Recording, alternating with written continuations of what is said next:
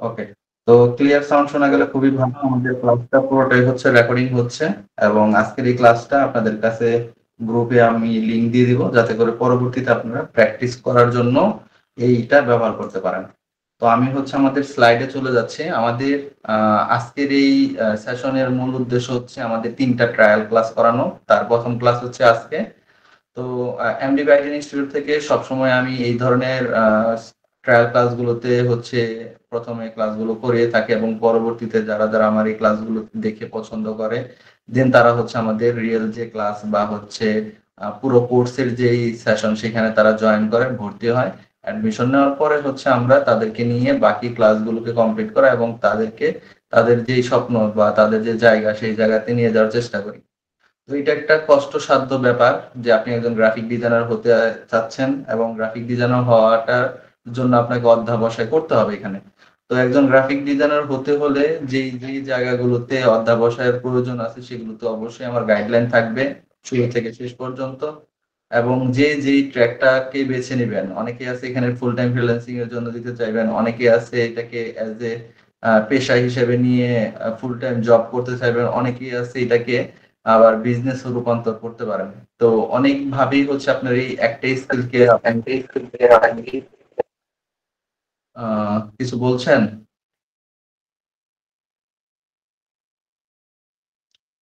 আচ্ছা, এই একটা স্কেলকে অনেকভাবে হচ্ছে নিয়ে যাওয়া যাবে।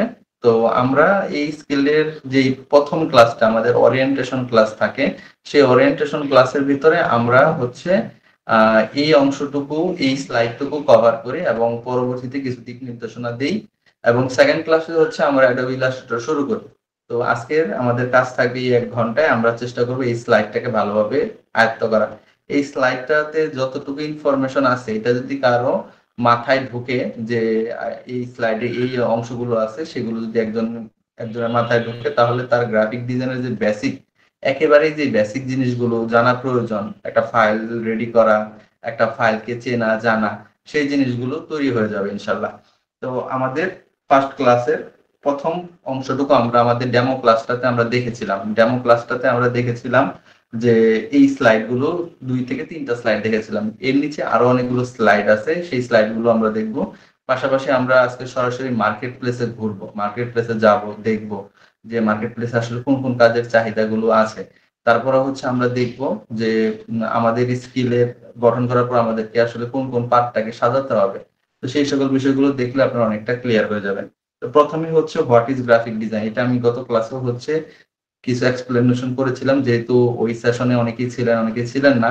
তো আমরা আজকে আবারও একটু উপস্থাপন করতেছি আমি। হোয়াট ইজ গ্রাফিক ডিজাইন এই কথাটা যদি আমরা দেখি তাহলে এটার একটা সংজ্ঞা বা এটার একটা ছোট্ট সারমর্ম নিচে দেওয়া আছে, সেটা হচ্ছে graphic design is a process of visual communication and problem solving through the use of typography, photography and হচ্ছে ইলাস্ট্রেশন। ৩টা টার্মস এর কথা এখানে উল্লেখ করা হয়েছে। একটা হচ্ছে ফটোগ্রাফি, টাইপোগ্রাফি আর একটা হচ্ছে ইলাস্ট্রেশন। এখানে আমরা যেই একটা চিত্র দেখতেছি, এই চিত্রের ভিতরে একটা ক্যারেক্টার আছে এখানে।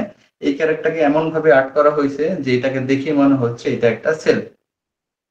এরপর উপরে এখানে ৩টা সাদা চিহ্ন দেওয়া হয়েছে, এই ৩টা চিহ্ন দিয়েই মনে হচ্ছে যে এটা অবশ্যই কিছু একটা চিন্তা করতেছে এবং কি চিন্তা করতেছে সেটা যদি আপনাদেরকে আমি প্রশ্ন করি সেটার উত্তর কি হবে?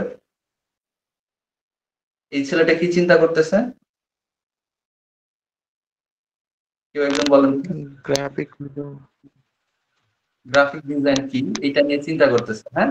কারণ কি আমরা বুঝতেই আছি এই যে অংশটুকু বা এই টাইপোগ্রাফিটুকু করা হয়েছে বা এই আর্টটুকু করা হয়েছে এটার ভিতরে এই ছেলেটার দৃষ্টি হচ্ছে এইদিকে এবং এইদিকে লেখা আছে হোয়াট ইজ গ্রাফিক ডিজাইন। এই যে ছোট্ট একটা জিনিসের মাধ্যমে আপনার সাথে আমার কথা বলা ছাড়াই একটা ভাব আদান প্রদানের সুযোগ তৈরি হলো ভিজুয়ালি, হ্যাঁ, কাল্পনিক ভাবে বা চোখে দেখেই হচ্ছে একটা অর্থবোধক কিছু ভেসে আসছে আমার চোখের সামনে, সেটি হচ্ছে ভিজুয়াল কমিউনিকেশন। এবং এইটা কিভাবে আমরা ভিজুয়াল কমিউনিকেশনটা তৈরি করতে পারি, আমরা ৩টা জিনিসকে যদি একত্রে নিয়ে আসি তাহলে সুন্দর একটা ভিজুয়াল কমিউনিকেশন তৈরি হতে পারে। একটা হচ্ছে টাইপোগ্রাফি, তার মানে লেখালেখি। আরেকটা হচ্ছে ফটোগ্রাফি, মানে বিভিন্ন ধরনের ছবি থাকতে পারে, বিভিন্ন আকৃতির ছবি থাকতে পারে। আরেকটা হচ্ছে ইলাস্ট্রেশন, যেমন এই ছেলেটা একটা কোনো মানুষও এখানে দাঁড় করানো যাইতো, কিন্তু না করে মানুষের মতো একটা ছেলের অবয়ব চিত্র এখানে তুলে ধরা হয়েছে। এটাই হচ্ছে ইলাস্ট্রেশন। এই তিনটা জিনিসকে একত্রিত করলে আপনি একটা গ্রাফিক ডিজাইন তৈরি করতে পারবেন। তো আমরা যদি গ্রাফিক ডিজাইনের ফান্ডামেন্টালের কথাটা আবার একটু পড়ি, graphics design is a process of visual communication. এটা একটু মনে রাখবেন, কাল্পনিক কমিউনিকেশন অথবা ভিজুয়াল মানে হচ্ছে দেখে যে কমিউনিকেশন গুলো করা হয়, হ্যাঁ, visual communication and problem solving. Problem সলভিংটা কি? আবার প্রবলেম সলভিং হচ্ছে কোন একটা সমস্যাকে সমাধান করা। যেমন আমার একটা প্রবলেম হচ্ছে যে আমি হচ্ছে মার্কেটিং করার জন্য পর্যাপ্ত মানুষের কাছ পর্যন্ত পৌঁছাতে পারছি না। তাহলে আমরা কি করতে পারি? মার্কেটিং এর জন্য একটা ফ্লায়ার তৈরি করতে পারি বা লিফলেট তৈরি করতে পারি। সেইটা প্রিন্ট করার পর সবার হাতে হাতে আমরা দিয়ে দিতে পারি। এই যে একটা প্রবলেমকে আমরা সলভ করলাম কিসের থ্রুতে? গ্রাফিক ডিজাইনের থ্রুতে। তো এটা হচ্ছে একটা প্রবলেম সলভিং। তো through the use of typography, photography and illustration. তো তিনটা টার্মস এর কথা আপনারা মনে রাখবেন। একটা হচ্ছে টাইপোগ্রাফি, 2 নাম্বার হচ্ছে ফটোগ্রাফি এন্ড 3 নাম্বার হচ্ছে ইলাস্ট্রেশন। এই তিনটা টার্মস আপনারা অবশ্যই মনে রাখবেন। এরপরের স্লাইডটা যদি আমরা আসি, টাইপস অফ গ্রাফিক্স। আমরা দুই ধরনের গ্রাফিক্স নিয়ে কাজ করি। এগুলো কিন্তু একেবারে বেসিক কথাবার্তা আপনাদের সামনে বলতেছি, হ্যাঁ। বেসিক গুলো নোট করবেন, ভিডিওতে থাকবে, তারপরও চেষ্টা করবেন খাতা কলম নিয়ে আমার ক্লাসে বসতে। অনেক ইনফরমেশন দিব যেগুলো আপনাদের কাজে লাগবে নোট করে রাখার। আমি যখন এজ এ গ্রাফিক ডিজাইনার হিসেবে প্রথম ক্লাস করতে যাই, আমার কাছে সবসময় একটা খাতা এবং একটা ডায়েরি থাকতো। স্যার যা বলতো, যেখানে যেখানে যেই বাটনের শর্টকাট কোড গুলো বলতো, আমি কিন্তু সুন্দর করে লিখে রাখতাম। এবং আমি মাঝে মাঝে হচ্ছে এরকম করে প্রশ্ন করতাম স্যারকে যে স্যার আপনি মাত্র কি কি মানে কোনটা হচ্ছে ক্লিক করছেন যার জন্য এরকম হয়েছে? স্যার হয়তো বা নিজের কাজ করার খাতিরে করে ফেলছে, সে মুখে আর বলে না, কিন্তু আমি তার দিকে খেয়াল রাখতাম যে সে আসলে কোন কি গুলো ক্লিক করতেছে। তো স্যার হচ্ছে আমার প্রশংসা করতো ক্লাসের ভিতরেও। তো এই জিনিসটা আপনাদেরও উচিত যে আমি কখন কি করতেছি সেগুলোকে ফলো করা। আমি আমি দেখা গেছে দুই একটা সময় ভুলে যেতে পারি কোনো কিছু বলতে, তখন আপনাকে হচ্ছে সেগুলোকে আমাকে একটু রিমাইন্ডার করে দিতে হবে যে স্যার এটা কি ছিল, ভাইয়া ভাইয়া ওইটা কি ছিল, একটু যদি বলতেন আবার। ঠিক আছে, আমরা কিন্তু বিরক্ত হই না কখনো। একটা টিচার কখনোই ছাত্রদের জ্ঞানের চাহিদা বা জানার আগ্রহ থাকলে কখনোই সেটাতে বিরক্ত হয় না। আচ্ছা, তো আমরা দুই ধরনের গ্রাফিক্স নিয়ে কাজ করতেছি, বা দুনিয়াতে দুই ধরনের গ্রাফিক্স নিয়ে কাজ হয়। এক ধরনের গ্রাফিক্সকে বলা হয় হচ্ছে রাস্টার গ্রাফিক্স, আরেক ধরনের গ্রাফিক্সকে বলা হয় ভেক্টর গ্রাফিক্স। তাহলে রাস্টার গ্রাফিক্সটা কি? রাস্টার গ্রাফিক্স হচ্ছে এমন ধরনের গ্রাফিক্স যে সকল গ্রাফিক্স গুলোকে কি করে? পিক্সেল দিয়ে গঠন করে। আমরা নেক্সট স্লাইডে দেখব। তাহলে প্রথমত আমরা একটা জিনিস মাথায় রাখি, সেটা হচ্ছে রাস্টার গ্রাফিক্স এক ধরনের গ্রাফিক্স আছে এবং ভেক্টর গ্রাফিক্স নামের আরেক ধরনের গ্রাফিক্স আছে। তো রাস্টার গ্রাফিক্সটা কি? এখানে আপনি দেখতে পাবেন রাস্টার গ্রাফিক্স হচ্ছে defined by pixel. Defined by pixel, আমি প্রপারলি উদাহরণ দিয়ে আপনাদেরকে দেখাবো যে ডিফাইন্ড বাই পিক্সেলটা কি। এখানে পিক্সেল বলতে হচ্ছে একটা ছবির ক্ষুদ্রতম একক। আমরা যদি একটু ফটোশপ ওপেন করি এবং ফটোশপ থেকে যদি একটা ছবি ওপেন করে আপনাদেরকে একটু দেখাই, তাহলে এই জিনিসটা আপনাদেরকে আরো জানার বা বোঝার সুবিধা হবে। তো আমরা প্র্যাকটিক্যাল একটা জিনিস দেখার চেষ্টা করি, চলে। তো এখানে অনেক ধরনের ছবি আছে। আমি যদি এই লোকের ছবিটাকেই ওপেন করে একটু আপনাদেরকে বোঝানোর চেষ্টা করি, দেখেন এটা হচ্ছে একটা ছবি, ঠিক আছে। এই ছবিটা আমরা কি করতেছি? জুম করতেছি। জুম করতে করতে করতে করতে এক পর্যায়ে এসে দেখতেছি এটার একটা বক্স আকারে দেখা যাচ্ছে, এর আর জুম করা সম্ভব হচ্ছে না। এই যে প্রত্যেকটা বক্স, এই প্রত্যেকটা বক্সের নাম হচ্ছে এক একটা পিক্সেল। তার মানে এখানে ছোট ছোট বক্সের ভিতরে কালার ম্যাচ করে করে করে করে করে করে একটা বড় ছবিতে পরিণত হয়েছে। দেখেন এগুলো কিন্তু এক একটা পিক্সেল, ছোট ছোট বক্স দেখা যাচ্ছে। যখন ফটোশপ এরকম কঠিন করে জুম করা হয় তখন এই পিক্সেলটা স্পষ্ট বোঝা যায়। যেমন এইখানে দেখেন এই যে ফেটে ফেটে যাচ্ছে, হ্যাঁ, ফেটে ফেটে যাচ্ছে। এইখানে একটা কালার, তার সিমিলার একটা কালার, তার সিমিলার একটা কালার, তার সিমিলার করে করে শেষে সাদা হয়ে যাচ্ছে। এই যে জিনিসগুলো, এগুলো হচ্ছে এক একটা বক্সের ভিতরে যেটা আছে এটা হচ্ছে এক একটা পিক্সেল, ক্ষুদ্র ক্ষুদ্র একক। হ্যাঁ, ক্ষুদ্র ক্ষুদ্র এককের নামই হচ্ছে এক একটা পিক্সেল। এই পিক্সেল গুলো দিয়ে হচ্ছে এই ছবিটা তৈরি হয়েছে। তাহলে এখানে কতগুলো পিক্সেল আছে? একটা ছবি ক্যামেরাতে তোলার পরে আপনি ডাইমেনশনটা মাপতে পারবেন, এবং ডাইমেনশন গুলো কোথায় থাকে আমি একটু যদি আপনাদেরকে দেখাই। প্রত্যেকটা ছবির ডাইমেনশন, যেমন এই ছবিটা ধরেন এটা হচ্ছে সিটি ইউনিভার্সিটি রেজিস্টারের ছবি। তো এই যে ছবিটা, এই ছবিটা কত পিক্সেল আছে বা ডাইমেনশন আছে, এটা নিচে, ঠিক এটা নিচে দেখতে পাবেন যে মাউসটা রাখলেই লেখা উঠবে 500x600 লেখা উঠছে। এখানে হয়তো আপনারা এখন দেখতেছেন না, পরবর্তীতে ভিডিওতে গেলে দেখবেন 500x600 লেখা উঠছে। 500x600 মানে হচ্ছে কি 500 ইন্টু 600 পিক্সেল পরিমাপের এইখানে কি আছে, পিক্সেল আছে। বুঝতে পারছেন? এগুলো হচ্ছে ডাইমেনশন। একটা ছবি আপনারা যদি ইন্টারনেটে সার্চ করেন, যেমন ফটো, PHOT, ফটো লিখে আমি জাস্ট সার্চ করলাম এবং ইমেজে চলে আসলাম গুগলে। এখানে আসার পরে আমি মাউস দিয়ে ধরেন এই ছবিটাতে ক্লিক করলাম, এই কোনায় একটা লেখা উঠতেছে 600 ইন্টু 400। এই 600 ইন্টু 400টা কি? এই 600 ইন্টু 400টাই হচ্ছে সেই পিক্সেল, যে 600 ইন্টু 400 পিক্সেল কোয়ালিটিতে এই পিকচারটা আছে। ঠিক আছে? তো এই যে সবগুলোই হচ্ছে আমাদের কিসে তৈরি হয়, পিক্সেলে তৈরি হয়, বা এগুলোকে আমরা বলি হচ্ছে রাস্টার। রাস্টার মানে হচ্ছে ছবি বা ছবির একক। বুঝতে পারছি? আমার এই যে উদাহরণটা দিলাম, এটা কি বুঝতে পারিনি, একটু যদি আপনারা আমাকে হচ্ছে কমিউনিকেশন করতেন তাহলে ভালো হবে। বলেন তো দেখি, বুঝতে পারছেন সবাই পিক্সেলটা কি?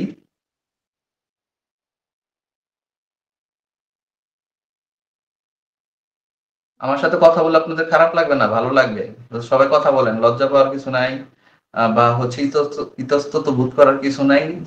আমরা মিলেমিশে একসাথে ক্লাস করব, শিখবো, জানবো, প্রশ্ন করব, দেন হচ্ছে ক্লাসটা আরো ভালো লাগবে করতে।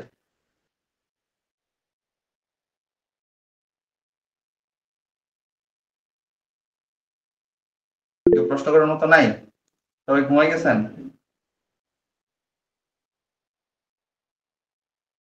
আচ্ছা, একজন বলছেন হচ্ছে স্যার পিক্সেলটা আরেকবার বুঝান। আচ্ছা, তো পিক্সেলটা আবারও একবার বুঝাচ্ছি। সেটা হচ্ছে পিক্সেল হচ্ছে ক্ষুদ্রতম একক। কিসের? ছবি। ছবির ক্ষুদ্রতম একককে বলা হয় পিক্সেল। যেমন এখানে আমি একটা উদাহরণ দিয়েছিলাম যে এটা একটা ছবি, ফটোশপে আমি নিয়ে আসছি। ফটোশপের এই ছবিটা আমি যখন জুম করতেছি তখন জুম করার পর্যায়ে এক পর্যায়ে আর জুম হয় না, এবং তখন আমি দেখতেছি প্রত্যেকটা ছবি এরকম স্কোয়ার বক্সের মতো করে চলে আসছে। এই যে একটা স্কোয়ার বক্স, এই বক্সটাকেই বলা হয় এক পিক্সেল। বুঝতে পারছেন? এখানে এই যে কতটুকুকে বলা হয় এক পিক্সেল, এখানে যে একটা বক্স আছে, এই একটা বক্সকে বলা হয় এক পিক্সেল। তো এরকম অনেকগুলো পিক্সেল মিলে মিলে মিলে মিলে কি হয়েছে, একটা ছবিতে কনভার্ট হয়েছে, একটা ছবি তৈরি হয়েছে। এই ছবিটাকে বলা হয় কি, রাস্টার ইমেজ বা রাস্টার পিক্সেল। তো রাস্টার জাতীয় যত গ্রাফিক্স আছে সবগুলি কি দিয়ে গঠিত হয় তাহলে? পিক্সেল দিয়ে গঠিত হয়। এবার ক্লিয়ার হয়েছেন? ছবির একক হচ্ছে পিক্সেল। আর যত ছবি আছে সেই সকল ছবিকে বা যতগুলো জিনিস পিক্সেল দিয়ে গঠিত হয় সবাইকে কি বলে? Raster graphics. কি বলে সবাই বলেন তো, মাইক্রোফোন অন করে বলেন। Raster graphics. Raster graphics. তো এইটাকে বলা হয় তাহলে রাস্টার গ্রাফিক্স। তাহলে আরেক ধরনের গ্রাফিক্স আমাদের আছে, সেটাকে কি বলে? Vector graphics. এখন আমরা ওইটাতে যাব। এরপরে হচ্ছে আমাদের ভেক্টর গ্রাফিক্স। ভেক্টর গ্রাফিক্স কি? Mathematically define by line and curve. Mathematically defined by line and কার্ভের মানে কি? Mathematically defined by line and curve, line মানে কি? কেউ কে বলতে পারবেন লাইন মানে কি আর কার্ভ মানে কি? এর বাংলা কি? কেউ একজন বলেন দেখি, লাইনের এবং কার্ভের বাংলা কি?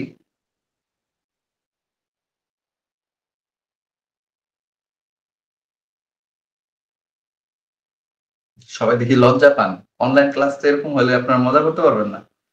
আরো আরো অ্যাক্টিভ হইতে হবে, আরো কথা বলতে হবে। শরমের কিছু নাই তো। আমি পারি না আমি বলবো যে স্যার জানি না। আমি পারি আমি বলবো, সমস্যা কি? ঠিক আছে? সবাই কোঅপারেটিভ হন, সবাই আনন্দ করেন, মজা করেন। তো এখানে হচ্ছে লাইন এবং কার্ভ। লাইন মানে হচ্ছে সরল রেখা, কার্ভ মানে হচ্ছে বক্ররেখা। আমি একটু পরে আপনাদের উদাহরণ দেখাচ্ছি, ইলাস্ট্রেটরে এসে আপনাদের উদাহরণ দেখাচ্ছি। তো mathematically define by line and curve. Mathematically মানে হচ্ছে গাণিতিক ভাবে আমাদের অনেক কাজ আছে যেগুলো আমাদেরকে করতে হয়। যেমন একটা বৃত্ত, একটা বৃত্ত কত ডিগ্রি, কি বলতে পারবেন? একটা বৃত্ত, সার্কেল বা বৃত্ত, সেটা কত ডিগ্রি থাকে? 360 ডিগ্রি। 360 ডিগ্রি। এবং এই 360 ডিগ্রিতে অবশ্যই একটা গাণিতিক হিসাব, ঠিক না? তো এই ধরনের গাণিতিক হিসাবগুলোকেও মেজারমেন্ট করে আমরা অনেক সময় ডিজাইন গুলোকে তৈরি করতে পারি। তাই এটাকে বলা হয়েছে mathematically defined by line and curve. তার মানে গাণিতিক ভাবে বর্ণনা করা হয়েছে সরল এবং বক্ররেখা দ্বারা। তাহলে এটার এক্সাম্পল হচ্ছে logo design, icon design, visiting card, তারপর হচ্ছে বাটনস, অবজেক্ট, এগুলো। আমরা যদি একটু রিয়েল এক্সাম্পল দেখি অ্যাডোবি ইলাস্ট্রেটর ওপেন করে, এটা হচ্ছে অ্যাডোবি ইলাস্ট্রেটর, আমি 2020 ভার্সন ইউজ করি। আগামীকালকে আমি দেখাবো কিভাবে আপনারা হচ্ছে ইলাস্ট্রেটরটাকে ডাউনলোড করবেন এবং সেটাকে নিজের কম্পিউটারে ইনস্টল করবেন। আজকে এই ক্লাসে দেখাবো না, ওইটা দেখাতে দেখাতে অনেকটা সময় লেগে যায়। আমি হচ্ছে এখান থেকে একটা নিউ ফাইলে যাচ্ছি। খেয়াল করেন আমি হচ্ছে এখান থেকে দেখাই, শেপ গুলো দিয়ে দেখাই। এটা হচ্ছে একটা স্কোয়ার। তাহলে এখানে কয়টা সরল রেখা আছে কে বলতে পারবেন? চারটা। চারটা। ফোর। চারটা। তো চারটা সরল রেখার মাধ্যমে আমাদের কি তৈরি হয়েছে? একটা স্কোয়ার তৈরি হয়েছে বা আয়তক্ষেত্র তৈরি হয়েছে। এটা কিন্তু বর্গক্ষেত্র না, চার বাহু সমান না। আবার আমরা যখন দেখব ইলিপস বা এটাকে বলা হয় ইলিপস, হ্যাঁ, বৃত্তাকার। আর এটা হচ্ছে একেবারে চতুর্দিক যদি সমান থাকে তাহলে হচ্ছে বৃত্ত, আর এটা হচ্ছে বৃত্তাকার। তো ইলিপস, ইলিপস হচ্ছে কি দিয়ে তৈরি হয়েছে? এটা কি সরল রেখা দিয়ে তৈরি হয়েছে না বক্ররেখা দিয়ে তৈরি হয়েছে? বক্ররেখা। রেখা। তো দেখেন এরকম অনেক জিনিসই একসাথে করে যদি আমরা বিভিন্ন শেপ কি করতে পারবো, ক্রিয়েট করতে পারবো। আমরা বিভিন্ন জিনিস কাটাকাটি করে সেটাকে বিভিন্ন শেপে রূপান্তর করতে পারবো। এই যে জিনিসগুলো আমরা রূপান্তর করতেছি বা করতে পারবো আগামী দিনে, সেগুলো শুধুমাত্র সরল রেখার বক্ররেখার ভিতরেই অন্তর্ভুক্ত। এর বাইরে কিন্তু আর কোনো রেখা নাই। দেখা গেছে বিভিন্ন জিনিস আপনি তৈরি করতেছেন কিন্তু মূল রেখা হচ্ছে সরল রেখা এবং বক্ররেখা। এর জন্য ভেক্টর গ্রাফিক্স এর ভিতরে এটাকে ডিফাইন করা হয়েছে লাইন এবং কার্ভের মাধ্যমে, mathematically defined by line and curve. তো আমরা সামনে আরো উদাহরণ দেখব। এটা হচ্ছে একটা পার্থক্য, রাস্টার এবং ভেক্টরের পার্থক্য। আমি দুইটা সফটওয়্যারের ভিতরে দুইটা জিনিস তৈরি করেছি। একটা হচ্ছে ফটোশপ, যেখানে আমি একটা ছবি ওপেন করেছি এবং এটা যখন আমি জুম করতেছি এটা একসময় কি হয়ে যাচ্ছে, ফেটে যাচ্ছে বা নষ্ট হয়ে যাচ্ছে, ফেটে যাচ্ছে। কিন্তু দেখেন আমি সেম আরেকটা শেপ ক্রিয়েট করছি এবং আমি এই শেপটাকে জুম করতেছি, দেখেন জুম, অনেক জুম করতেছি, কিন্তু কি হচ্ছে না, এটা কোন অবস্থা থেকে ফাটতেছে, ফেটে গেছে? এটা লাইন গুলো, এটার এইজ বা কিনারা কি ফেটে গেছে? যায় না। তো এটাই হচ্ছে এটার একটা প্রধান পার্থক্য। এর জন্য ভেক্টর গ্রাফিক্স দিয়ে সব ধরনের প্রিন্টের কাজগুলো করা হয়, যাতে করে সেটা যে কোনো সাইজে রূপান্তর করা যায়। ধরেন আপনি কোম্পানিতে একটা লোগো তৈরি করলেন, আপনার নিজের কোম্পানিতে, সেটা কি করছেন? ফটোশপ দিয়ে তৈরি করছেন। এখন ফটোশপ দিয়ে তৈরি করছেন, সেটা আপনার স্বাভাবিক কাজ যেগুলো আছে সেগুলোতে সবগুলোতেই চলছে। কিন্তু যখনই আপনি বড় একটা বিলবোর্ডে আপনার সেই লোগোটা তৈরি করতে গেছেন, তখনই একটা প্রবলেম তৈরি হবে। সেই প্রবলেমটা কি, কে বলতে পারবেন?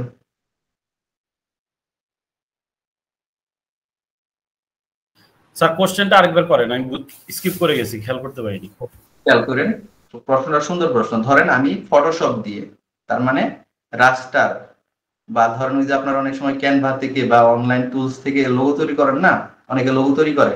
তো লোগো তৈরি করার পরে সোশ্যাল মিডিয়াতে বসাইছে, কোনো সমস্যা হয় নাই।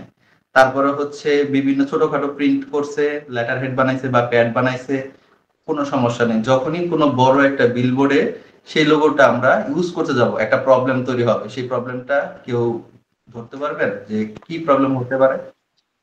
বড় স্যার বিলবোর্ডে ওটা পিক্সেলের সমস্যা হয় স্যার, ফেটে হ্যাঁ, যায় বড় করলে সমস্যা। সহজ কথা হচ্ছে আমি যদি ইলাস্ট্রেটরের ফাইল দিয়ে কোনো কিছু তৈরি না করি, সেটাকে আমরা পরবর্তীতে বড় কোনো জায়গাতে ইউজ করতে পারবো না বা বড় কোনো পজিশনে সেটাকে আমরা কি করতে পারবো না, ব্যবহার করতে পারবো না। স্যার এর জন্য পিক্সেল আর রেজুলেশন কি সেম জিনিস? অনেকে না, বলে যে রেজুলেশনের কারণে ফেটে যায়। হ্যাঁ, পিক্সেল আলাদা, রেজুলেশন আলাদা। পিক্সেল হচ্ছে ছোট্ট একটা একক, একটা ছবির ছোট্ট ক্ষুদ্রতম একক হচ্ছে পিক্সেল। যেমন এখানে আমরা দেখছিলাম, আপনারা কি ছোট ছোট ঘরগুলো দেখতে পাচ্ছেন? জি। এগুলো হচ্ছে এক একটাকে এক একটা পিক্সেল করে। এখন একটা ছবিতে ছবির কতটুকু রেজুলেশন হবে, কতটুকু ভালো কোয়ালিটির ছবি হবে, সেটা নির্ভর করে কিসের উপর? ওইটার রেজুলেশনের উপর। কিসের উপর নির্ভর করে? রেজুলেশনের উপর নির্ভর করে। আমরা রেজুলেশন আছে আমাদের, একটু পরে আমরা আসবো, তখন আমি আর একটা উদাহরণ দিয়ে আপনাদেরকে দেখাবো। এখন এইখানে যতটুকু দেখাচ্ছিলাম এটা হচ্ছে আমাদের কি, রাস্টার, যেটা হচ্ছে তার কিনারাগুলো ফেটে যায়। আর ভেক্টর, যেটা কখনো কি হয় না, ফেটে যায় না বা নষ্ট হয়ে যায় না। তো এই যে দুইটা গ্রাফিক্স আমরা পড়লাম, রাস্টার গ্রাফিক্স এবং ভেক্টর গ্রাফিক্স, এই দুইটা গ্রাফিক্স আবার আমাদের দুইটা মিডিয়ার জন্য কাজ করে। একটাকে বলা হয় ইলেকট্রনিক মিডিয়া, আরেকটাকে বলা হয় প্রিন্ট মিডিয়া। ইলেকট্রনিক মিডিয়া কি? ইলেকট্রনিক মিডিয়া হচ্ছে এই যে আপনারা আমাকে হচ্ছে আপনাদের মোবাইলে অথবা কম্পিউটারে দেখছেন, আপনারা সোশ্যাল মিডিয়াতে আমাদের বিভিন্ন পোস্ট দেখেন, বিভিন্ন ডিজাইন দেখেন, ইউটিউবে থাম্বনেল দেখেন, পোস্ট দেখেন, ছবি দেখেন, এগুলো সব কি কারেন্ট ছাড়া চলে বা ইলেকট্রিসিটি ছাড়া চলে? চলে বলেন? না, ওর সার্ভার তো ইলেকট্রিক কানেকশন আছে, সার্ভার লাইভ না থাকলে তো হবে না। তাহলে যে সকল ডিভাইস গুলো ইলেকট্রিসিটির মাধ্যমে চলে এবং যেখানে কোনো কিছু প্রিন্ট করে স্পর্শ করার প্রয়োজন হয় না বা ধরার প্রয়োজন হয় না, সে সকল ডিজাইনের মিডিয়া গুলোকে বলা হয় ইলেকট্রনিক মিডিয়া।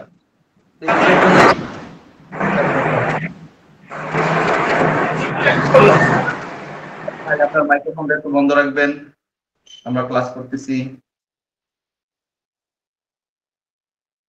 ধন্যবাদ। তো যে সকল ডিভাইস গুলো ইলেকট্রিসিটির মাধ্যমে চলে এবং সেখানে আমরা আমাদের ডিজাইন, খবর বা বিভিন্ন পত্রিকা, বিভিন্ন লেখালেখি পড়ি, সেগুলো হচ্ছে আমাদের ইলেকট্রনিক মিডিয়া। আরেকটা মিডিয়ার নাম হচ্ছে কি মিডিয়া? Print media. প্রিন্ট মিডিয়াতে কি করে? প্রিন্ট মিডিয়াতে যে সকল বই খাতা, ম্যাগাজিন, ম্যাগাজিন, বই খাতা, লিফলেট, ব্যানার, ফেস্টুন, যেগুলো আমরা অনলাইনে দেখতেছি, পোস্টার, এগুলো তো প্রত্যেকটা জিনিসই প্রথমে কম্পিউটারে করতে হয়, ঠিক না? তারপরে প্রিন্ট মেশিন দিয়ে সেটা প্রিন্ট করে তারপরে সেটাকে বের করা হয়। এই ধরনের মিডিয়া হচ্ছে প্রিন্ট মিডিয়া। তাহলে আমরা দুইটা পার্থক্য পেলাম, খেয়াল করবেন। প্রথম হচ্ছে একটা পার্থক্য পেয়েছি, গ্রাফিক্স দুই প্রকার। একটা হচ্ছে কি গ্রাফিক্স? Raster graphics. আর একটা গ্রাফিক্স এর নাম কি? ভেক্টর। ভেক্টর। এখন আবার দুইটা পার্থক্য পেলাম যে গ্রাফিক্স তো দুই প্রকার, আবার আমরা যে কাজ করব, যে মাধ্যমে আমরা কাজ করব, সেই মাধ্যম আবার দুই প্রকার। একটা নাম হচ্ছে ইলেকট্রনিক মিডিয়া আর একটা নাম print media. Print media. Good, next যাই। এখন আসতেছি কালার। এগুলো নিয়ে সব শেষে আবার কথা হবে, আমরা চারটা জিনিস শিখতেছি। আচ্ছা, 3 নাম্বার জিনিস আমরা আসছি, এখন শিখতেছি হচ্ছে কালার। কালারটা কি? দেখেন, আমি এখানে কয়েকটা ছোট ছোট ইনফরমেশন দেবো, এগুলো মনে রাখবেন বা নোট করবেন। তো এক সময় একটা কালার মোডের নাম ছিল হচ্ছে বিট ম্যাপ। বিট ম্যাপ হচ্ছে শুধুমাত্র সাদা এবং শুধুমাত্র কালো। শুধুমাত্র সাদার ভিতরে আবার কি বলছে? 100% সাদা এবং 100% কালো। তার মানে 100% সাদা এবং 100% কালো দিয়ে ছোট ছোট ডট ডট ডট ডট দিয়ে এক সময় ডিজাইন করা হতো। সেই ধরনের যে কালারটা ব্যবহার করা হতো তখন তখন সেটাকে বলা হতো বিট ম্যাপ, যেটার অস্তিত্ব এখন নাই বা আমাদের কাজে লাগে না। জানার ক্ষেত্রে, গ্রাফিক ডিজাইনার হওয়ার ক্ষেত্রে আপনাদের একটু তথ্যটা শেয়ার করা। এরপর হচ্ছে গ্রে স্কেল, যেটা আমরা আমাদের ছোটবেলায় হয়তোবা দেখেছি, অনেকেই হয়তোবা দেখেন নাই, তাদের বাবার সময়কার ছিল। এক সময় সাদা কালো টিভি ছিল, ঠিক না? এখনো অনেক ডিজাইন আছে অ্যাস্থেটিক বা হচ্ছে ক্লাসিক লুক দেওয়ার জন্য সেই সকল ডিজাইন গুলোকে সাদা কালো করা থাকে বা সাদা কালো করা হয়। তো সেই সকল ডিজাইন গুলো, যেটা সাদা কালো দুনিয়া ছিল আগে, তখন কি কালার ব্যবহার করা হতো? Grey scale. এই ধরনের কালারের ভিতরে কি থাকে? ব্ল্যাক এবং হোয়াইটের স্মুথ কম্বিনেশন, যেখানে লেখা আছে ব্ল্যাক এন্ড হোয়াইটের স্মুথ কম্বিনেশন। তাহলে এই ধরনের কালার মোডটাকে কি বলা হয়? Grey scale. Grey scale. আচ্ছা, এখন যেটা লাগে আমাদের, এই দুইটা আমাদের অনেক বেশি প্রয়োজন হয়, বাকি তিনটাই আমাদের অনেক বেশি প্রয়োজন হয়। একটার নাম হচ্ছে আরজিবি কালার। আরজিবি কালারটা কি? আপনারা সচরাচর সব জায়গাতে যা দেখতেছেন, ইলেকট্রনিক মিডিয়াতে যত কিছু দেখতেছেন, আমাকে যে এখন দেখতেছেন, আমার যে স্লাইডটা দেখতেছেন, এগুলো সবকিছু তৈরি হয়েছে আরজিবি কালার দিয়ে। আরজিবি মানে হচ্ছে রেড, গ্রিন এন্ড ব্লু, এবং এইটা শুধুমাত্র ব্যবহার করা হয় ইলেকট্রনিক মিডিয়াতে। কোন মিডিয়াতে ব্যবহার করা হয়? ইলেকট্রনিক মিডিয়াতে। এই যে million million colour, 4K resolution, তারপর হচ্ছে 8K রেজুলেশন, এগুলোর ভিতরে যে কালার মোডটা থাকে, সেই কালার মোডের নাম কি বলেন তো? ওটাও 8 জিবি। এগুলোও 8 জিবি। টেলিভিশনে রিমোট সেট করতে গেলেই দেখা যায় কালার সেটিং 8 জিবি। 8 জিবি, হ্যাঁ, এই তো। রিমোটে দিয়ে হচ্ছে যদি কালার চেঞ্জ করতে চান, দেখবেন লেখা উঠবে 8 জিবি। তার মানে এইখানে যে কালার গুলো ব্যবহার করেছে 8 জিবি। তো আপনারা ধরতে পারেন যে ভাইয়া, যে মাত্র 3টা কালার আছে। হ্যাঁ, কিছু বললেন? আচ্ছা, আমি আপনাদেরকে একটা প্রশ্ন করি। যে এখানে হচ্ছে লাল, সবুজ আর হচ্ছে আহ, নীল। লাল, সবুজ, নীল, তিনটা কালার দিয়ে এত মিলিয়ন মিলিয়ন কালার কিভাবে তৈরি হচ্ছে? এই তিন কালার দিয়ে সব ধরনের কালার তৈরি হয়। হ্যাঁ, এখন এটা বেসিক আছে। আপনারা কি জানেন যে একটা কালারের কতটা ভেরিয়েশন হতে পারে? এটা মনে নাই, তবে আচ্ছা, সকল কালারের উপস্থিতি হলো সাদা আর অনুপস্থিতি হলো কালো, আর এই তিন কালার দিয়ে সব কালার করা যায়। হ্যাঁ, ঠিক আছে, ভাইয়ের কথা সঠিক। তবে আমি আপনাদের একটা তথ্য দিই, যেটা আমার পরের স্লাইডেও লেখা আছে। সেটা হচ্ছে আমাদের এই যে কালার গুলো আছে, মৌলিক কালার রেড, গ্রিন, ব্লু, এগুলোর প্রত্যেকটার হচ্ছে 0 থেকে 255, তার মানে 256টা ভেরিয়েন্ট থাকে। এটা কি বিশ্বাস করবেন যে একটা কালারের 256টা ভেরিয়েন্ট থাকতে পারে? হুম, আছে। আছে। চলেন আমরা একটু খালি দেখার জন্য একটু দেখি। এটা হচ্ছে ধরেন লাল, এই যে এটা হচ্ছে লাল কালার। তো এটা দেখবেন এইখান থেকে যখন আসতেছে, যখন হালকা লাল ছিল, হালকা লাল হইতে হইতে হইতে হইতে এবং শেষ পর্যায়ে যখন আসলাম তখন হচ্ছে একেবারে লাল। এবং যখন আমি নিচের দিকে আসতে থাকবো, আস্তে আস্তে আস্তে আস্তে এক সময় কি হয়ে যাচ্ছে, ডার্ক রেড হয়ে যাচ্ছে। তো এই যে মাঝখানের কালার গুলো, এই প্রত্যেকটা কালারের এক একটা কালার কোড আছে। এই যে এখানে 6 সংখ্যার একটা কালার কোড, এটাকে বলা হয় হেক্সাগন কালার কোড। এই হেক্সাগন কালার কোড দিয়েই হচ্ছে আমাদেরকে কি করতে হয়, কালার গুলোকে মেজারমেন্ট করতে হয় বা কালার গুলোকে সঠিকভাবে পিক আপ করতে হয়। তো একটা কালারের যদি 256টা ভেরিয়েন্ট থাকে, তাহলে কতগুলো কালার হতে পারে? চলেন আমরা একটা ক্যালকুলেশন করি। আমরা করছি তিনটা কালার আমাদের আছে, তাহলে 256 ইন্টু 3 যদি আমি লিখি, তাহলে এইখানে একটা সংখ্যা আসছে। সংখ্যাটা কত? 700, সরি সরি, এভাবে না, ভুল করেছি, এভাবে হবে না। 256 ইন্টু 256 ইন্টু 256 ইকুয়াল টু হচ্ছে এইটা, 16 মিলিয়ন কালার। তার মানে RGB দিয়েই 16 মিলিয়ন কালার তৈরি করা সম্ভব। বুঝতে পারছেন বিষয়টা? এই হচ্ছে আমাদের কালারের শক্তি। বিভিন্ন কালারের রেঞ্জকে একত্রিত করে আমরা অনেক ধরনের কালার তৈরি করতে পারি এবং সেগুলোর মাধ্যমে আমরা এই যে RGB কালার মোডটা পেয়ে থাকি। এরপরে আরেকটা কালার মোড আছে যেটা শুধুমাত্র প্রিন্ট মিডিয়াতে ব্যবহার করা হয়, এবং এটার নাম হচ্ছে CMYK। CMYK এর পূর্ণরূপ হচ্ছে সায়ান, ম্যাজেন্ডা, ইয়েলো এবং কি ব্ল্যাক। সায়ান, ম্যাজেন্টা, ইয়েলো, কি ব্ল্যাক। এখানে বলতে পারেন যে ভাই ব্ল্যাক হইলে কে এর জায়গাতে বি লিখলেই পারতো, তাহলে এখানে কে লিখলো কেন? প্রশ্ন আসতে পারে একটা। তো এই প্রশ্নের উত্তরটা হচ্ছে, এখানে ব্ল্যাক বলতে বোঝানো হয়েছে কি ব্ল্যাক। কি ব্ল্যাকটা হচ্ছে পৃথিবীর সবচেয়ে নিকৃষ্ট কালো বা হচ্ছে সবচেয়ে নিম্ন কালো।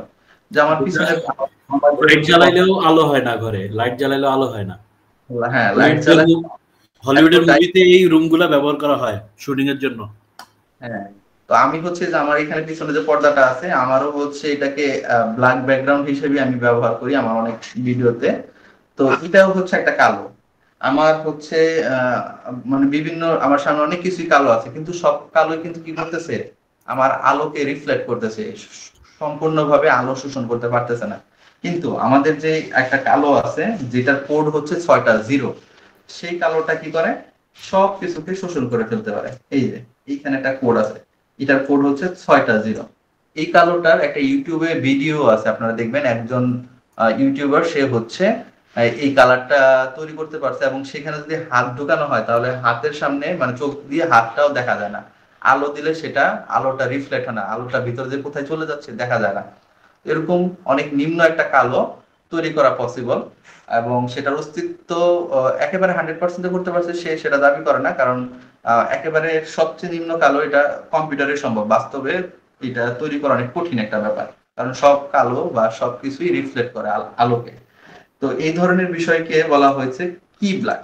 তো CMYK এর পূর্ণরূপটা কি হবে, কেউ একজন বলতে পারবেন? আমি তো একবার বললাম এবং লেখাও আছে সামনে, একবার পড়ে আমাকে একটু শোনান তো। এটা একটা কমন প্রশ্ন, এটা আমার স্টুডেন্টরা অনেক ভুলে যায়। দেখা গেছে কোর্সের 1 মাস হয়ে গেছে, পরও যদি বলে যে CMYK এর পূর্ণরূপটা কি, তখন হা করে থাকে, বলতে পারে না। বলেন দেখি, CMYK এর পূর্ণরূপ কি?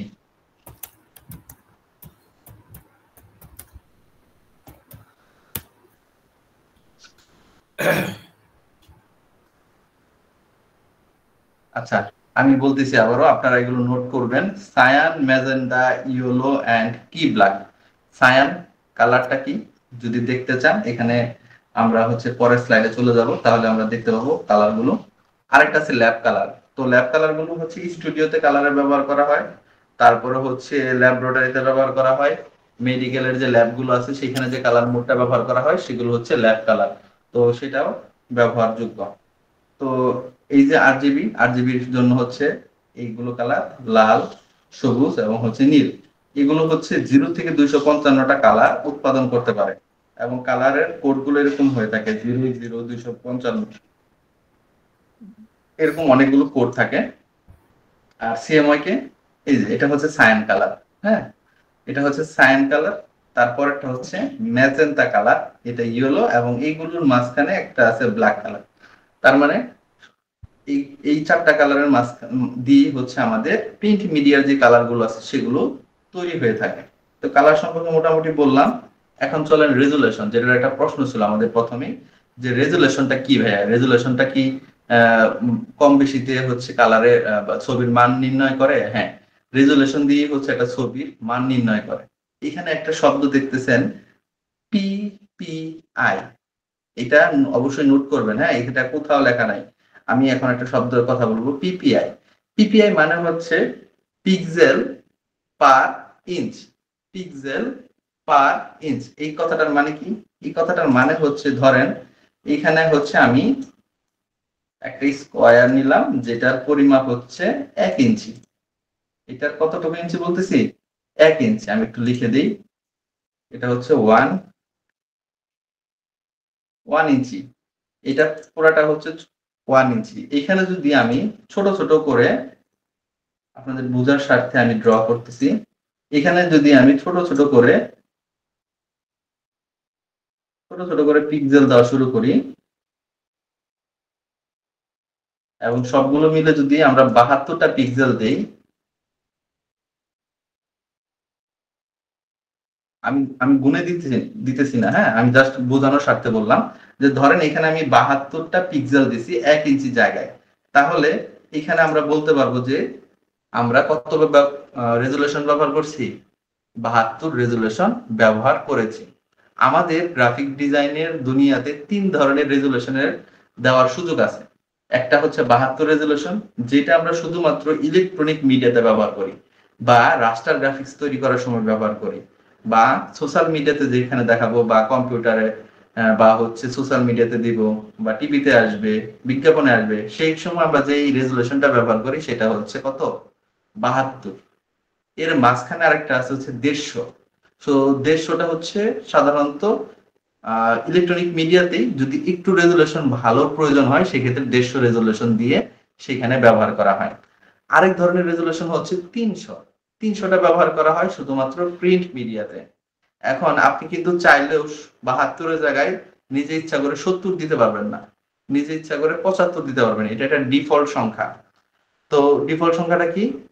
ইলেকট্রনিক মিডিয়াতে কত ব্যবহার করা হয়? 72 রেজুলেশন হিসেবে ব্যবহার করা হয় কত? 72। এই যে 72, এর মানে কি? প্রত্যেকটা ইঞ্চি জায়গাতে 72টা করে কি থাকবে? পিক্সেল থাকবে। এখন সেই একই জায়গাতে যদি 300টা পিক্সেল থাকে, তাহলে কোনটার ঘনত্ব বেশি আপনারা আমাকে বলেন। কোন একটা জায়গাতে আমি যদি 72টা পিক্সেল দেই, আর সেম জায়গাতে যদি আমি 300টা পিক্সেল দেই, তাহলে কোনটার ঘনত্ব বেশি থাকবে? 300টারই কোয়ান্টিটি বেশি, সেখানে ঘনত্বটা বেশি থাকবে। গ্রেট। তো এইটাই হচ্ছে সেটা, যে আমার কোন ছবিতে যদি বেশি পরিমাণে রেজুলেশন থাকে তাহলে সেটার কোয়ালিটি বেশি আসবে, আর যদি সেখানে কম পরিমাণ রেজুলেশন থাকে তাহলে সেখানে কি থাকবে? ছবির কোয়ালিটিটা একটু কমে যাবে। এখন বেশি রেজুলেশন থাকার মানেটা কি? মূলত কি বেশি থাকে এখানে? পিক্সেল বেশি থাকে। 1 ইঞ্চি জায়গায় পিক্সেল থাকে 300টা, আরেকটাতে 1 ইঞ্চি জায়গায় পিক্সেল থাকে 72টা। মূলত কিসের ঘনত্ব এখানে পরিমাপ করা হচ্ছে বলেন তো আমাকে? পিক্সেলের। পিক্সেলের। গ্রেট, আমার ক্লাস সফল। আপনারা আমার কথাগুলো বুঝতে পেরেছেন, আমি আপনাদেরকে বোঝাতে পেরেছি। তার মানে এই যে যত কিছু আমরা ছবির কোয়ালিটি নিয়ে কথা বলি, তখন আসলে সেটার ভিতরের পিক্সেলের সংখ্যাগুলোকে নিয়ে আমাদের কথা হয়ে থাকে।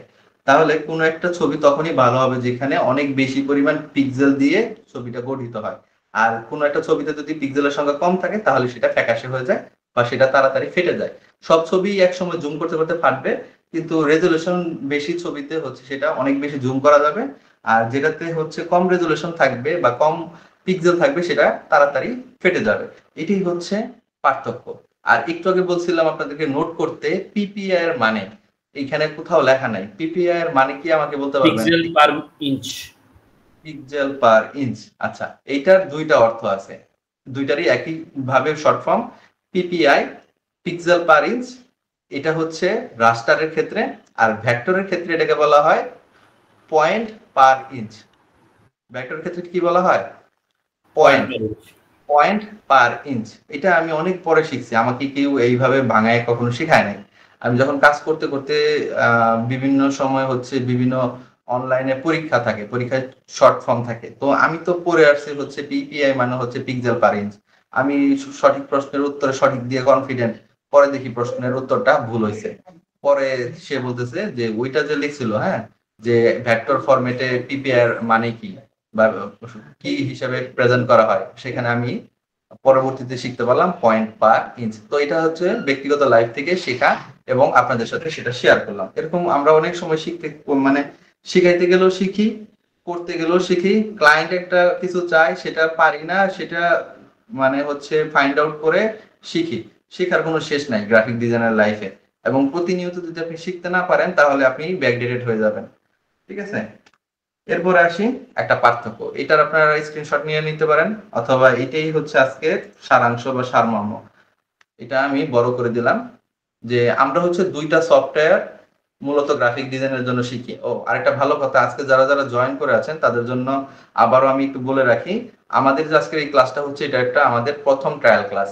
আগামী ট্রায়াল ক্লাসটা হবে আগামী বুধবার, এবং তারপরে রবিবার সেম ডেতে 10টা থেকে 11টায় আমাদের আরো একটা ট্রায়াল ক্লাস। মোট 3টা ট্রায়াল ক্লাসে যারা যারা সন্তুষ্ট থাকবেন, আমার পড়ানোর স্টাইল, আমাদের কমিটমেন্ট, আমাদের যেই বিষয়গুলো আছে সেটা, যদি দেখা গেছে যে আপনি আমার পড়ানোর স্টাইলটাকে গ্র্যাব করতে পারতেছেন, আমার পড়াগুলো বুঝতেছেন এবং আমার সাথে পুরো আপনার গ্রাফিক ডিজাইন সেশনটা কমপ্লিট করতে চান, তাহলে দেখা গেছে 4র্থ নাম্বার ক্লাস থেকে আপনাকে অ্যাডমিশন নিয়ে ক্লাসটা করতে হবে বা ক্লাসে জয়েন করতে হবে। অন্যথায় আপনাকে হচ্ছে আপনার সময়টা আমরা নষ্ট করতে চাই না, আপনার অর্থগুলো নষ্ট করতে চাই না। আপনি জেনে বুঝে শুনে তারপরে হচ্ছে আমাদের সাথে জয়েন করেন। আর কোম্পানি যেহেতু একটা জাপানিজ কোম্পানি, এবং আমাদের এই পুরো যে অফিসটা, এটার ফান্ড পুরোটা জাপান থেকে। তো জাপান অবশ্যই আপনারা জানেন যে কমিটমেন্টের দিক থেকে তারা তাদের কাস্টমারকে ভগবানের মতো মনে করে। তো আমরা হচ্ছে চেষ্টা করি আমাদের যারা স্টুডেন্ট আছে, আমরা আমাদের এখানে যারা অ্যাডমিশন নেয় তাদেরকে ওইভাবে হচ্ছে ট্রিটমেন্ট করতে বা ওইভাবে তাদেরকে হচ্ছে রিপ্রেজেন্ট করতে। তো আমরা তো ওইভাবে আর কি চিন্তা করতে পারি না যে ভগবান, আমরা চিন্তা করি আমাদের সবচেয়ে প্রিয় একজন মানুষ বা প্রিয় একজন মানে হচ্ছে স্টুডেন্ট, তাকে হচ্ছে সর্বোচ্চ সার্ভিসটা যেটা দেওয়া যায় বা সর্বোচ্চ টেক কেয়ার যেটা করা যায় সেটা আমরা ইনশিওর করি। তো এই যে ক্লাস, এই ক্লাসগুলোতে যারা যারা জয়েন করতেছেন তারা হচ্ছে রেগুলার 3টা ক্লাস করেন। তারপরে আপনাদের কোনো প্রশ্ন থাকলে সেটা আমাকে বলবেন, আপনাদের এই ক্লাসগুলো আমি আপনাদেরকে প্রোভাইড করব। এবং এই যে জিনিসগুলো আমি শিখাচ্ছি এগুলো আপনারা একটা নোট করবেন। হ্যাঁ, পরের ক্লাসে কিন্তু আমি আপনাদেরকে প্রথম ক্লাসে কি কি শিখিয়েছি সেগুলো বিষয়ে অবশ্যই প্রশ্ন করব, এবং তখন একটু বকাও দিতে পারে। আমাদের এই ক্লাসগুলোতে আমরা চেষ্টা করি ক্লাসের জিনিসগুলো, প্রতি ক্লাসের জিনিস প্রতি ক্লাসে রিমাইন্ডার দিয়ে শেষ করে দিতে, যাতে করে একজন আরেকজনের পিছনে পড়ে না থাকে। আচ্ছা, তো বললাম বিষয়গুলো। আর এখন হচ্ছে আমরা এতক্ষণ ধরে যা যা শিখছি বা যা যা জেনেছি সবগুলোই এইখানে দেওয়া আছে। আর আমরা আরেকটা জিনিস বলতে ভুলে গেলাম, সেটা হচ্ছে আমরা 3টা সফটওয়্যার এখানে শিখবো। একটা হচ্ছে এই যে অ্যাডোবি ইলাস্ট্রেটর, যেটা দিয়ে ভেক্টর গ্রাফিক্সের কাজ করা হয় বা প্রিন্ট মিডিয়ার কাজ করা হয়। আরেকটা হচ্ছে ফটোশপ, যেটা দিয়ে হচ্ছে কি করা হয়, রাস্টার গ্রাফিক্সের কাজ করা হয় বা ছবি নিয়ে কাজ করা হয়। আরেকটা হচ্ছে Adobe Premiere Pro. Adobe Premiere Pro শিখবো আমরা বেসিক থেকে মোটামুটি লেভেলের, অ্যাডভান্স লেভেলের হচ্ছে কি ভিডিও এডিটিংটা। এই 3টা জিনিস যদি আমরা শিখি তাহলে বর্তমান সময়ে একজন গ্রাফিক ডিজাইন এবং ডিজিটাল সরি একজন গ্রাফিক ডিজাইনার এবং ভিডিও এডিটর খুঁজে হচ্ছে বেশিরভাগ জায়গাতে, এবং বর্তমান প্রেক্ষাপটে শুধু গ্রাফিক ডিজাইন শিখে কেরিয়ারটাকে ওইভাবে সাজানো যায় না। যদি একটা ভিডিও এডিটিংটাও শেখা থাকে তাহলে গ্রাফিক্স এবং ভিডিও এডিটিং দুইটাকে একই সাথে নিয়ে বহু দূর এগিয়ে যাওয়া সম্ভব আমি বিশ্বাস করি। তো এর জন্য আমাদের কোর্সে গ্রাফিক ডিজাইনের পাশাপাশি ভিডিও এডিটিংটাকেও ইনক্লুড করা হয়েছে। তো এই একটা কোর্সে আপনি দুইটা বিষয়ই একসাথে গ্র্যাব করতে পারবেন বা শিখতে পারবেন। তো যেটা বলতেছিলাম যে আমরা হচ্ছে অ্যাডোবি ইলাস্ট্রেটর এবং অ্যাডোবি ফটোশপটা শিখবো। এবং অ্যাডোবি ইলাস্ট্রেটর দিয়ে মূলত এখানে একটু খেয়াল করেন লেখা আছে ভেক্টর গ্রাফিক্স এর কাজগুলো করা হয়, আর ফটোশপ দিয়ে রাস্টার গ্রাফিক্স এর কাজগুলো করা হয়। অ্যাডোবি ইলাস্ট্রেটর দিয়ে প্রিন্ট মিডিয়ার কাজগুলো বেশি করা হয়, আর ফটোশপ দিয়ে ইলেকট্রনিক মিডিয়ার কাজগুলোই বেশি করা হয়। কেন আমি বলতেছি বেশি করা হয়? বেশি করা হয় বলতেছি এই কারণে, কারণ ইলাস্ট্রেটর দিয়েও আমরা অনেক সময় রাস্টার গ্রাফিক্স এর কাজ করি, সোশ্যাল মিডিয়ার ডিজাইন বানাই, আবার ফটোশপ দিয়েও দেখা গেছে অনেক সময় অনেক প্রিন্টের কাজগুলো করি। তো এই ধরনের কোলাবোরেশন থাকবে, দুই সফটওয়্যার দিয়ে দুই ধরনের কাজই করা যায়, তবে সেটিংসটা কি হবে সেটা আপনাকে মাথায় রাখতে হবে। আর অ্যাডোবি ইলাস্ট্রেটর দিয়ে যখন আমরা প্রিন্টের কাজ করব তখন কালার মোড নিব কি কি কালার মোড নিব বলেন তো? আচ্ছা বুঝি নাই, আবার বলেন। ইলাস্ট্রেটর 8 GB না হয় নাই। ইলাস্ট্রেটর দিয়ে যখন আমরা প্রিন্টের কাজ করব তখন কি ধরনের কালার মোড নিয়ে কাজ করব? তখন ওই যে আমরা CMYK, হ্যাঁ CMYK, চারটা কালার মানে হচ্ছে বেশি প্রিন্ট মানে হচ্ছে বেশি ভালো কোয়ালিটি লাগবে এবং সেখানে বেশি কালার হবে। তার মানে বেশি কালার কোনটাতে আছে? চারটা কালার আছে যেখানে CMYK, এই চারটা কালার যেখানে আছে। তাহলে রেজোলিউশনও তো বেশি লাগবে। তাহলে রেজোলিউশন কত নিব এখানে প্রিন্টের কাজের জন্য? 300 হ্যাঁ, সেম ভাবে ফটোশপে যখন রাস্টার নিয়ে কাজ করব তখন হচ্ছে RGB কালার নিয়ে কাজ করব। আর হচ্ছে যখন এখানে রেজোলিউশন দেওয়ার ব্যাপার আসবে তখন আমরা রেজোলিউশন দিব এখানে কত? 72 এই হচ্ছে আমাদের মোটামুটি আমাদের এবং আমাদের অ্যাডোবি ইলাস্ট্রেটর আমরা শিখবো, এখানে অ্যাডোবি ফটোশপ শিখবো, এবং আমরা আরো শিখবো হচ্ছে লোগো ডিজাইন আমাদের কোর্সের ভিতরে।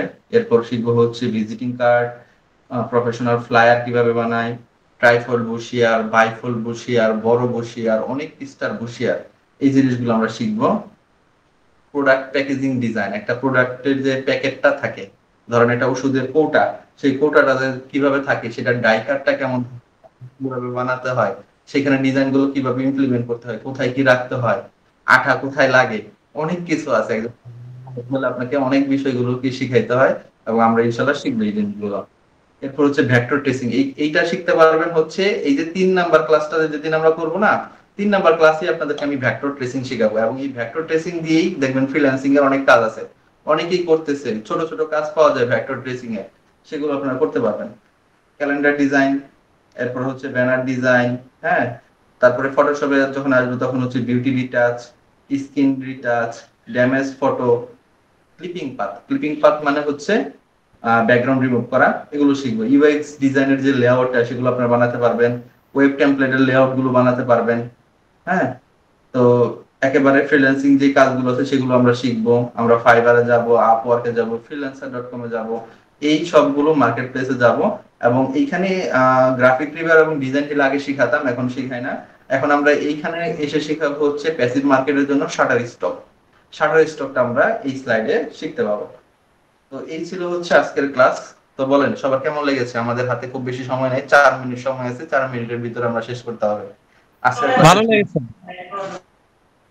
আজকের ক্লাসের ফিডব্যাক যদি খারাপ থাকে তাহলে সামনের ক্লাসে চেষ্টা করব আর একটু বেশি ভালো করে করানোর জন্য। সময় তো খুব দ্রুত পার হয়ে যায়, মনে হয় যে অল্প একটু কিছু কথা বলা হয়েছে, কিন্তু টাইম তো শেষ। সময়টা অনেক দ্রুত গেছে, তার মানে হচ্ছে আপনি ক্লাসটা এনজয় করছেন, বোরিং লাগে নাই।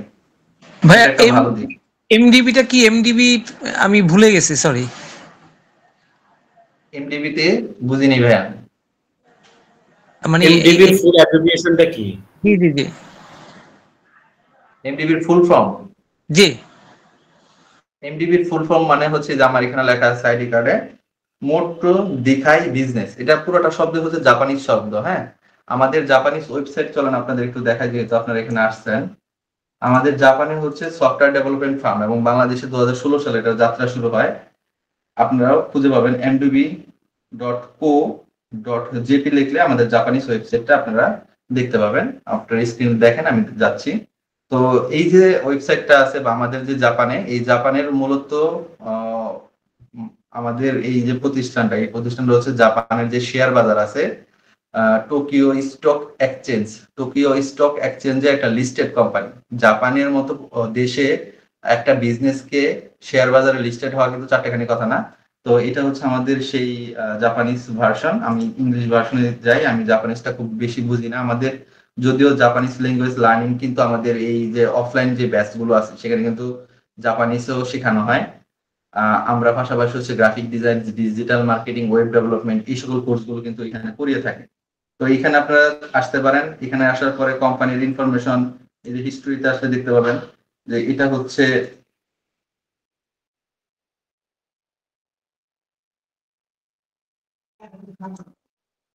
এটা হচ্ছে 1991 সালে প্রতিষ্ঠিত হয়েছে এমডিবি কোম্পানি। আমাদের চেয়ারম্যান আসবে জাপানে আগামী 17 তারিখে। আমাদের চেয়ারম্যান এবং এমডি দুজনেই আসবে। খুবই ভালো মানুষ, চমৎকার মানুষ। হ্যাঁ, এদের এদের এদের সাথে বসলে উঠলে মনে হয় যে আসলে আমরা বাংলাদেশে একজন আরেকজনের সাথে হিংসা করি। উনি এত একটা চমৎকার মানুষ। আমরা হচ্ছে অফিসের ওয়ার্কার বা হচ্ছে আমরা ট্রেনার, তো আমরা আমাদের রুমে থাকি। সে যখন তার রুম থেকে বের হয়ে যাবে, চলে যাবে, তখন আমাদের রুমে এসে আমাদের সাথে মিট করে জানিয়ে তারপরে যায়। খুব বেশি ইংলিশ বলতে পারে না, তবুও দেখা গেছে ভাঙা ভাঙা গলায় খুব সুন্দর করে বলে। তার আন্তরিকতা বা তার আতিথ্য আপ্যায়নে আমি অনেক মুগ্ধ। তো স্যার আবার আসতেছে, আমার কাছে ভালো লাগতেছে। আপনারা আমাদের এই হিস্ট্রিটা চেক করে দেখতে পারেন। 1991 সালে হচ্ছে প্রতিষ্ঠিত হয় প্রথম, এমডিবি লিস্টেড হয় জাপানে।